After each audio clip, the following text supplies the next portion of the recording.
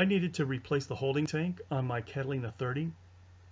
So I searched all over the internet trying to find some procedures or how-tos or lessons learned, but I wasn't able to find anything. So I thought I'd try to put together something so maybe it would help the next guy.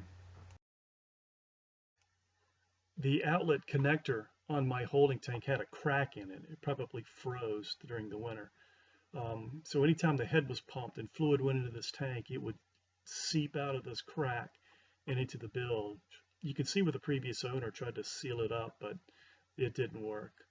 Nothing will really stick to this, so the best thing that you can do is take the whole tank out and replace it with a brand new one. In this picture, you can see how that output fitting is welded onto this tank. So you really don't have the option of replacing this connector itself. You have to get a brand new tank and have the correct fittings installed for you. So my tank is made by Ronco. It's part number B123. It's stamped right on the top of the tank.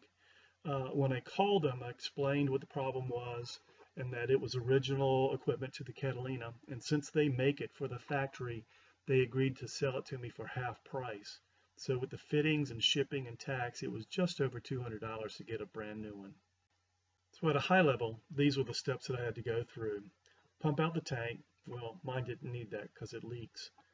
Remove all the hoses in and out and the vent on the top.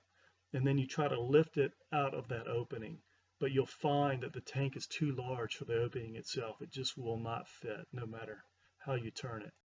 Here in this picture, you can see the outlet hose has been removed. I stuffed the openings with paper towel so that you wouldn't have any odors.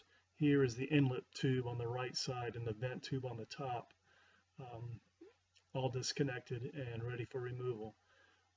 And here you can see this opening on the port side settee. If you look real carefully, there are small boards on the left, right, and top left corner that are holding this securely in place. You can't really wiggle that tank around to remove it from that opening. So what I wanted to do was trim the fiberglass that are holding those in place so that I could move those slightly outboard and give me maneuvering room. Here's a picture of the what would have been on the left side of the previous picture, the fiberglass mat that's holding this to the cabinet. I just took a Dremel tool with a little circular bit, about a 1-inch diameter, and zipped straight down and made that cut to free up that board on the left side. The fiberglass on the bottom did not need to be cut.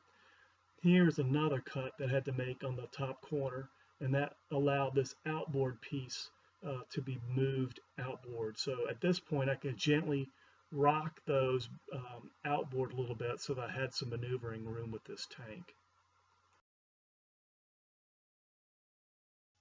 What I found after I trimmed that fiberglass and repositioned those boards, I had a lot more maneuvering room with the tank, but I just could not get it out no matter which way I turned it. It was just too big.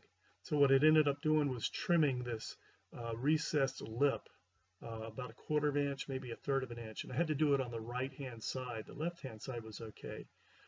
Just a little bit on both sides so that when I put the cover back on, it would sit on there nice and would not fall through. So just a little bit on each side. I need to clean that up with some sandpaper or something.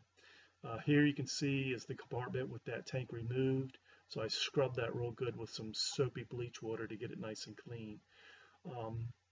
So what I found though was when I tried to put the replacement tank in there, that it rocked back and forth side to side slightly.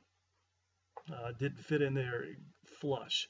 And I was concerned that that hose connection might leak eventually.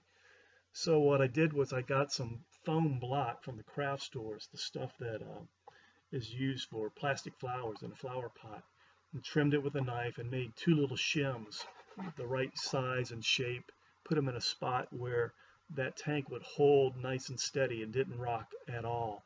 Then I used those little pieces of foam as templates and scraps of wood with a little saw and cut them to the right size and shape, and then fiberglass those in place. I used the West System fiberglass repair kits. put those shims in there, fiberglassed them down, put the tank in there, repositioned those boards that were on the outside of the tank, and also put the West System fiberglass repair over that as well.